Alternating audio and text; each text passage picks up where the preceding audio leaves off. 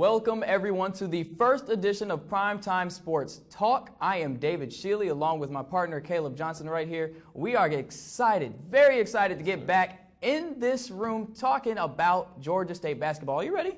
I am definitely ready. Don't know if I'm ready to talk about this game, Yeah. but I'm ready to get back talking about basketball. Yeah, you see, I'm smiling now, but I'm not happy, okay?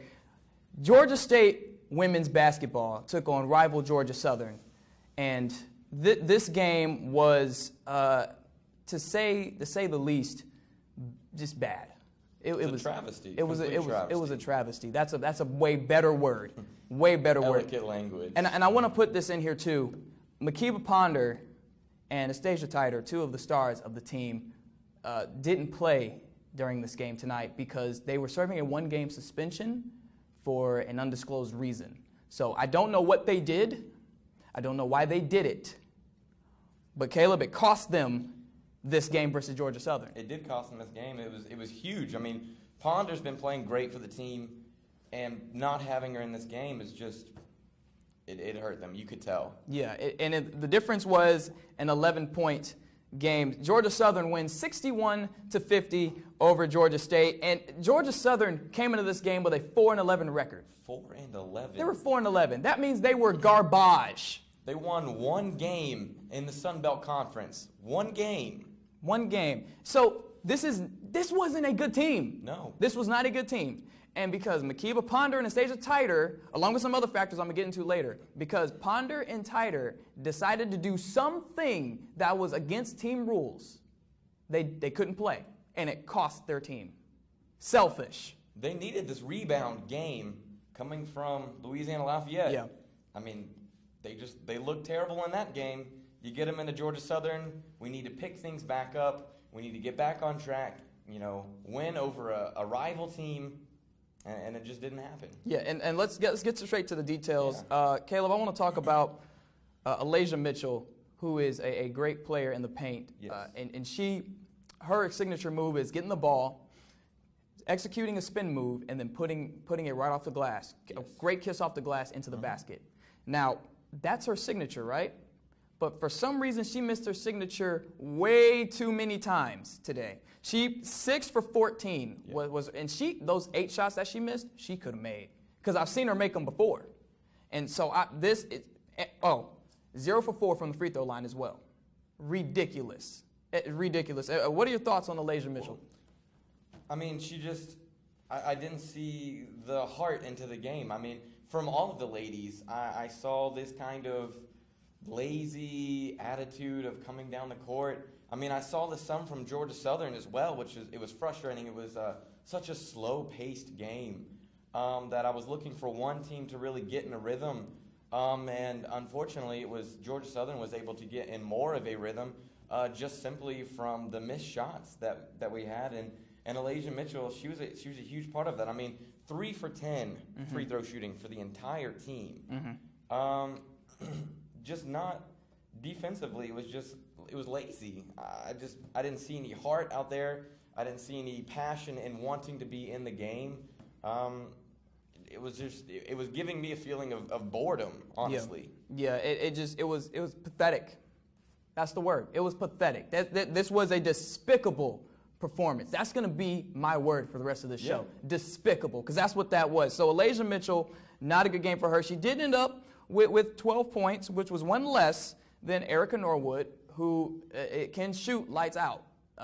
She is a great shooter, but today she was forced to put the team on her back and try to get this team back in the game. She was throwing a lot of shots up there that just they didn't fit. Mm-hmm. She was forcing things, trying to bring them back into this game.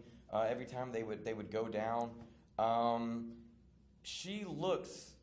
And Erica Norwood, she looks, someone who actually knows how to play the game. Mm-hmm. Her and Mitchell both, they looked like skilled athletes that can get out there and play the game. The rest of the girls, I see this like awkwardness to their body, to how they stand, to how they want to play the game. From Norwood, I see a girl who is very comfortable handling the ball, shooting the ball, she put herself in this situation, and it was rough. Just 5 of 11 trying to shoot the ball was just not good. 3 of 8 from from three. It was just not a great performance from her. And you think about it, she was forced to try to score because our scorer, Makiba Ponder, was out. Yeah. So that's why I called that selfish. Whatever happened, that's why I called it selfish. Now I don't know all the details, but when you break a team rule, then that means you just did something dumb, and you're not allowed to play. So that you see how one's actions can affect all. Well, I need to give some credit to a Georgia Southern player. Okay. As much as I don't like giving credit to a rival, Angel McGowan, though. Oh, yes. She looked like someone who knew how to play the game. Number 11 for the team. She just really stood out. 10 of 20, 5 of 12 from three. Those are the stats that come right off the sheet. But she handling the ball, moving around the court, calling her teammates, getting plays ready. She looked ready to play the game. She was into the game.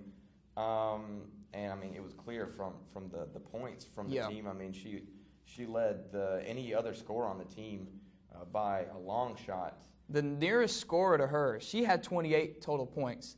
The nearest teammate scored 7. She had 2 teammates score 7 points. Yeah. So 4 times more she scored. And not only that, on the offensive side, she had 4 steals. Yeah, that's important to point out. She was everywhere tonight. So I do give her credit. I really do. She played a fantastic game, and I wish her the best of luck the rest of the way. She's a great player. I'm really disappointed in Georgia State because even though Angel had a good game, Georgia State could have won this game. There was plenty of opportunity for them to come back, for them to get involved, and it was just lazy. That'll be my word that I stick from this game. It was just lazy performance from the girls. And I said my word was despicable, right? Georgia State 21 for 57 shooting from the field. Most of those shots came from in the paint. Yeah. Are you kidding me? Putback shots that were, they were just tossing it back to each other, basically, over the hoop. There was one possession where Mitchell had it, shot it over the hoop to someone else, and then she tried to put it back, missed it, went back to Mitchell, and then Mitchell missed it. That's 3 shots in the paint that they missed. You got to be kidding me.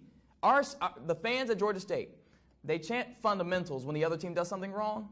You better be glad Georgia Southern fans weren't in there because they would have been chanting that right back at Georgia State's women's basketball team because they were missing their fundamentals. How do you not score in the paint?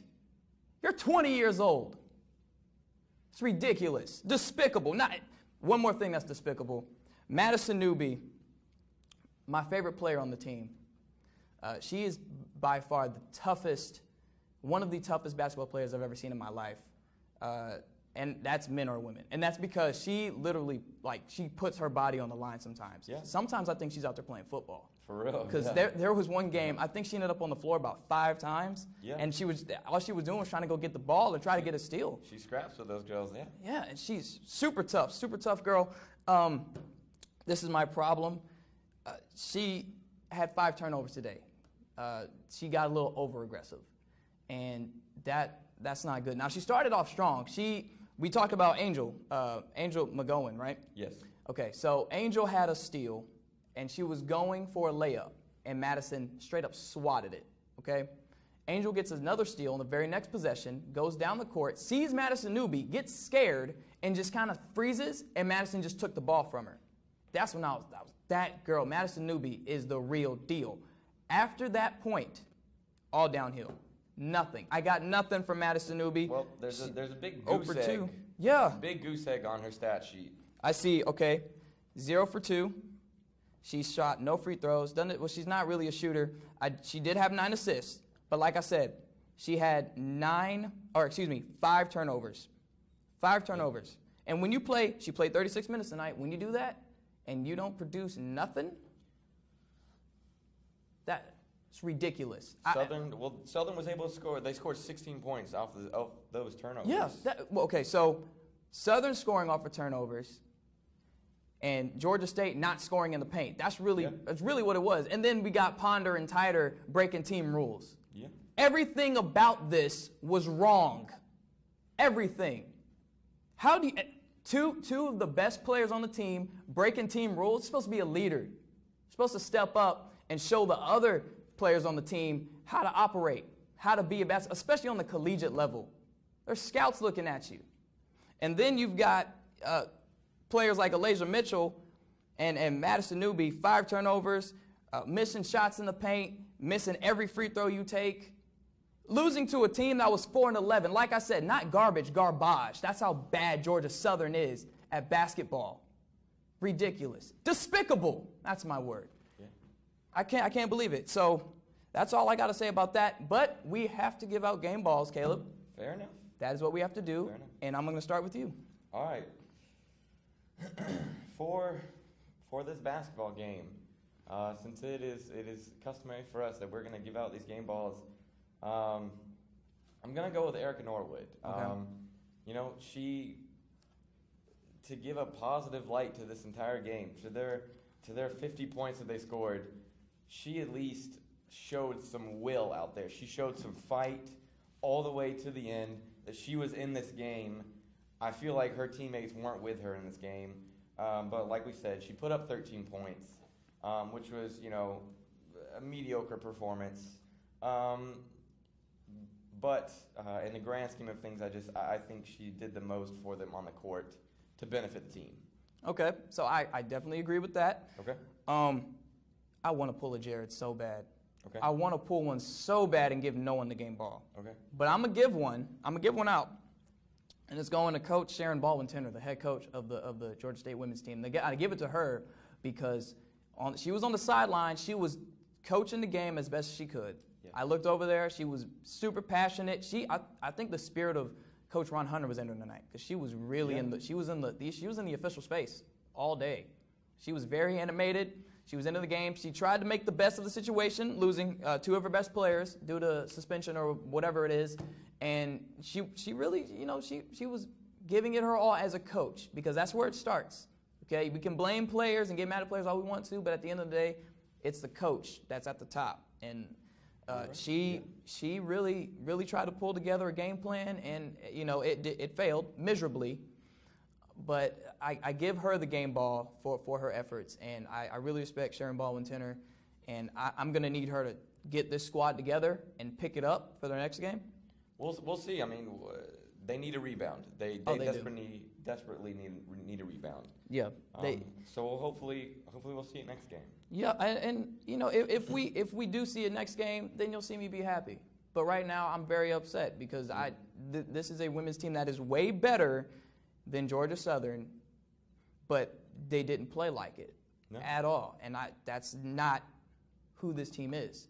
So to see them lose to Georgia Southern, who once again was 4-11 coming in here, is ridiculous. So that, I think I got all my anger out. All right, you're good now? I'm good now, okay. And we're done talking about women's basketball. We're going to transition now. Jared Oliver is going to come in, and he's going to take my place. And Caleb and Jared are going to talk about the men's game versus Georgia Southern, and that one was a blood pressure raiser, a nail biter, electric atmosphere. It was fantastic.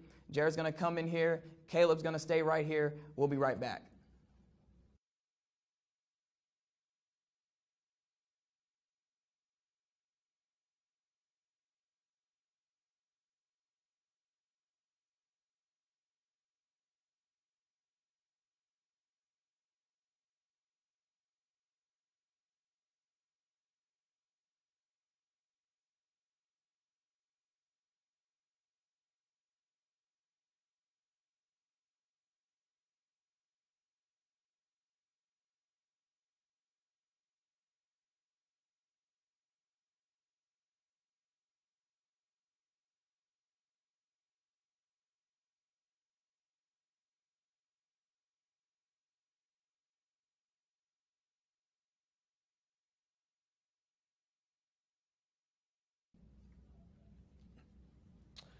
Welcome to the second segment of Primetime Talk. I'm Jared Oliver alongside with my man Caleb Johnson.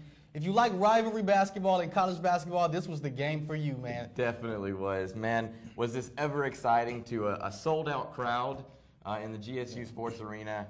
I mean, wow. Like, I've lost my voice Yeah, well, Georgia State pulled this one out just by 3 in overtime, 69 to 66. Yes.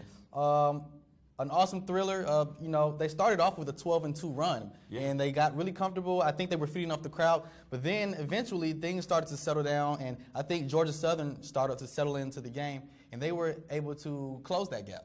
Well, the problem was they starting out the game, Kevin Ware is a big guy. He likes to bring the crowd in. He likes to get the crowd involved. The crowd did get involved. He, really quick got off 2 3-pointers. And Georgia State was really just kind of dominating the game. And what I saw a shift from Georgia State basketball to Georgia Southern basketball. Georgia Southern started playing their style, their slowed down tempo, bringing things around the perimeter, and Georgia State started getting sloppy. Yeah, and you mentioned Kevin Ware. I think Kevin Ware was playing into the crowd, and then he started to do some things that was out of his game and out of his character, and I think that kind of hurt the team. Georgia State, by far, this was not the best offensive game that they've played all season. I mean, they only scored 69 points to a team that, let's be honest, they're 6-10 overall. They're not really the best team, but of course you have to respect the rivalry. Yes. But definitely not the best offensive game that we've seen Georgia State play, and it's starting to be maybe a concern. In the last 2 games, we've played 2 Sunbelt teams that are very competitive, I think, so eventually in the long term and longevity of the season. So maybe a level of concern, but definitely a great game. But you start to wonder, is Georgia State having some problems in that perimeter defense? Well, yes, and I think, I don't know if Coach Hunter is doing this, but I see a shift in how they're playing offensively from instead of getting like Hollowell or you getting Ware scoring 20 a night, they're trying to get the team more involved with the game, but then it ends up being a little sloppy. Like you talked about Kevin Ware, once he really started feeling himself, then he was pushing things. He was throwing things up there that really just weren't falling, really relying on TJ Shipes to get back up there, to get the rebound, to put the ball back up. And it was just, I saw some sloppy play, and then we started to see some desperation from 3, some really trying to force things absolutely. from 3. 15% Georgia State shot from 3-point. Just definitely some level of concern there. Yeah. I think that, I know for a fact that this definitely is not, and Coach Hunter can vouch for this, they're not the most intelligent team this year as they had last year. They don't do a lot of things correctly, but somehow, some way, they can get the job done. Yes. And this one was a true testament to that. Pushing through the game, you get it at halftime, Georgia Southern is up.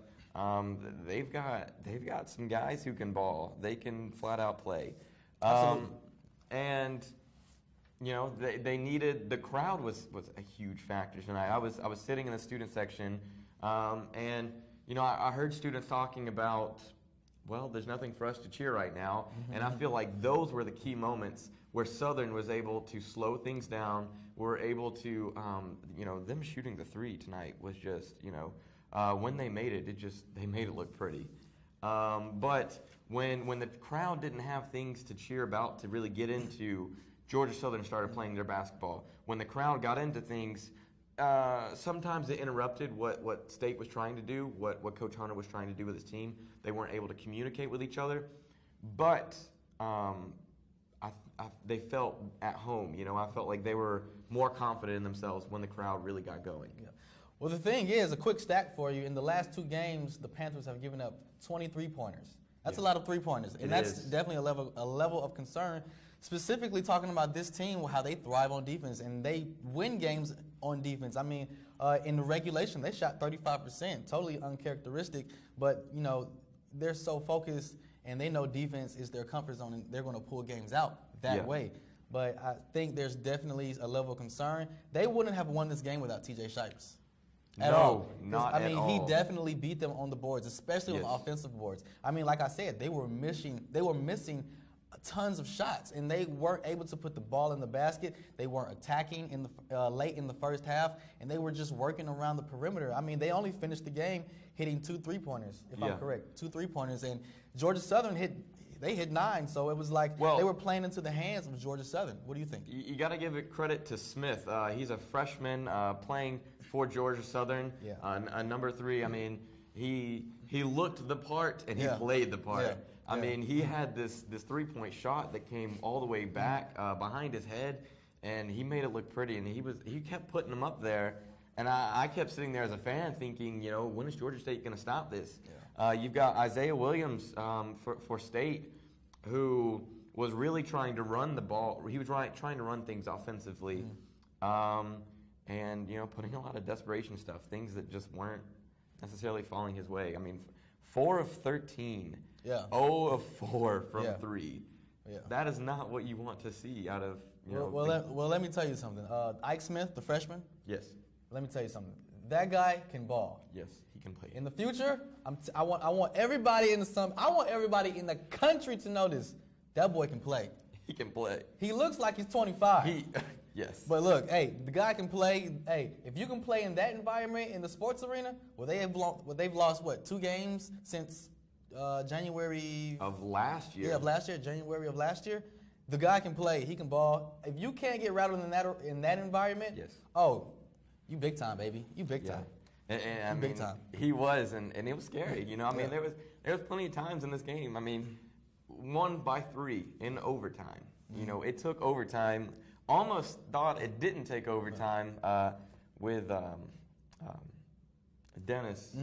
He put up that shot. They look back at things. They see he released the ball after the shot clock goes off, and Yeah, definitely a great game, but I mean, we have to come back to reality and look at the facts. This team is not one of the best teams, but hey, they've lost 10 players last year. So Yes. we'll hear from them. I don't know if it's going to be this year or in the tournament, but we'll hear from them again, and they're going to be really good. I 'Cause believe- they can shoot the ball. They're very physical.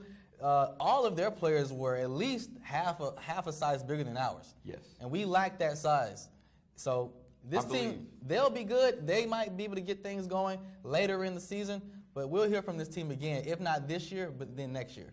7 freshmen, I believe, was 7 freshmen. what I was told coming from Georgia Southern, that's huge. Yeah. Yeah. Trying to replace that much culture in a team, Exactly. and trying to compete. We see it with our girls. It's not working out with our girls Yeah. right now, replacing so many. But yeah, it was. Yeah, definitely a great game. So now we got to shoot to game balls. Of course, I've made a reputation. I've only been here on one time, but apparently I don't give game balls out. But, I mean, this was a great game. Got to respect the rivalry. I'll let you go first, Caleb. All right, I am going to give the game ball someone who he's the supporting role. He's the constant in Georgia State basketball. Marcus Kreider.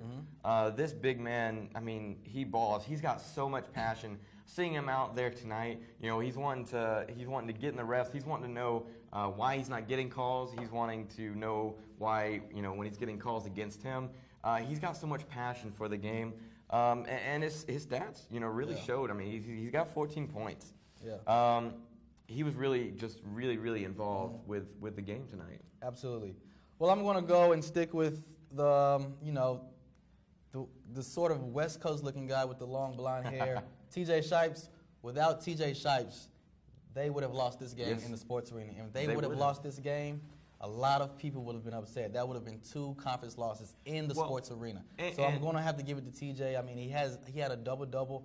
I think this is his 3rd in his career, if I'm correct. But absolutely, they had a great game. He had a great game, especially late down the stretch. And also, I have a game ball for someone else. Okay. I want to give it to 3,000 people. I want to give it to the sports arena and the students and the fans of Georgia State.